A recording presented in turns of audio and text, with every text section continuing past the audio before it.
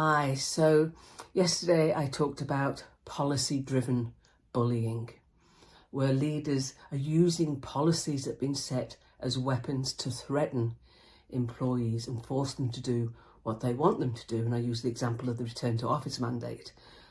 And most of those policies have no business-driven substance whatsoever. And another form of bullying is digital bullying. And this has become more common as we have people working remotely.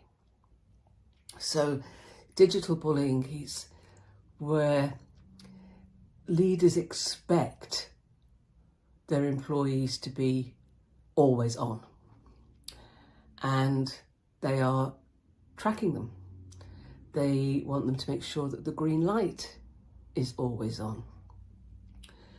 And also takes the form of you sending emails at crazy hours of the night and then asking why the employee didn't respond to it,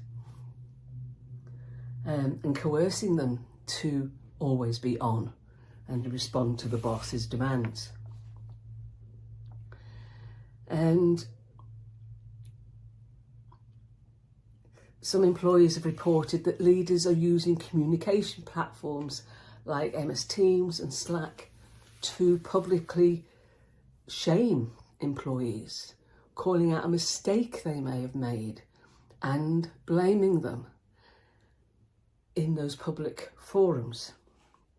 And this all gets exacerbated when technology is fueling the need for some leaders to believe they had total control. So Microsoft now have introduced to MS Teams technology that will tell you where your employee is and isn't. It will tell you if they're on the network in the organisation's head office, or they're on the organisation's Wi-Fi, or where else they are.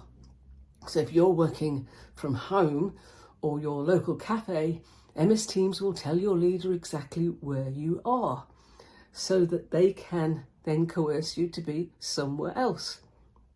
They know that you're not on premise. And why do leaders do this? Again, as I mentioned yesterday, it's a fear of losing control. And digital bullying is a lot easier, isn't it? Because you don't see the other person's reaction. You're not feeling the impact that you're having. You don't see the facial expression or the stress that you're calling somebody.